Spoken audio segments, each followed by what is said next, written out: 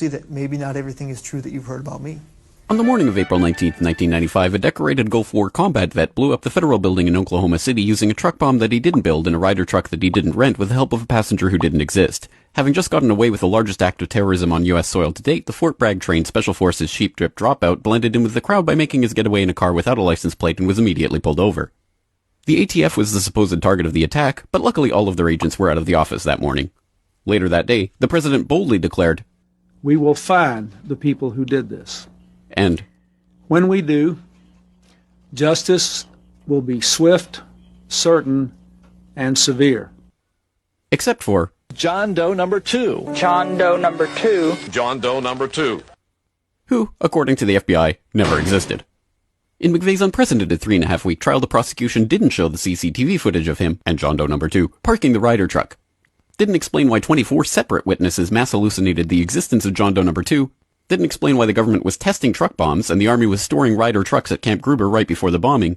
And didn't talk to the FBI informants who blew the whistle on the plot. But they did collaborate with the CIA, and they did convict McVeigh as the lone wolf bomber and Terry Nichols as his bomb-constructing accomplice. Still, a bunch of crazy conspiracy theorists, including 300 bombing victims, insist on talking about facts and evidence and refuse to simply believe what they've been told a million times by people in tailored suits with well-coiffed hair. They quote the U.S. Army Brigadier General and the FBI crime lab whistleblower and the inventor of the neutron bomb who point out the physical impossibility that the Ryder truck bomb did the damage to the building, but that doesn't matter because if there were other bombs in the building that day, we would have heard about them.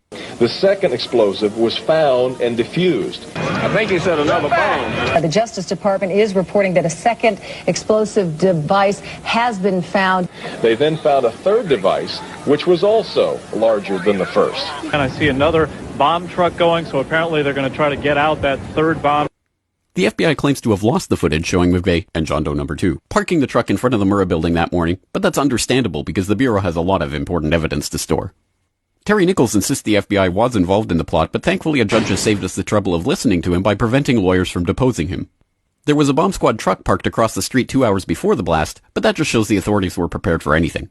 And other documents obtained by 2020 show that someone called the Executive Secretariat's office at the Justice Department in Washington and said the Murrah building had been bombed.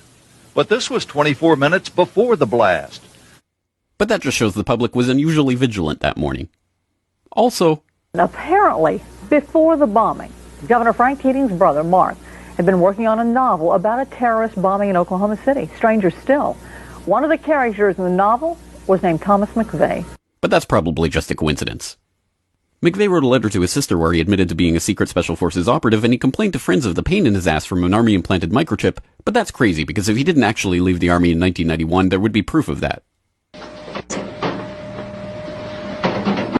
McVeigh was not executed on May 16, 2001 as scheduled because the FBI had failed to turn over thousands of pages of evidence to McVeigh's defense attorneys. But the execution went ahead on June 11th. In a highly unusual and secret agreement, no autopsy was performed. One witness said he was still breathing, and the prison officials admitted his hearse was a decoy. Then, the case was officially closed. And if you question any part of this story, you are a paranoid, wingnut, birther, truther, tenther, prepper, conspiracy loon who'd bring up any of these points ever again. Ever. This message has been brought to you by the friends of the FBI, ATF, DOJ, CIA, SPLC, MSM, and the U.S. Army.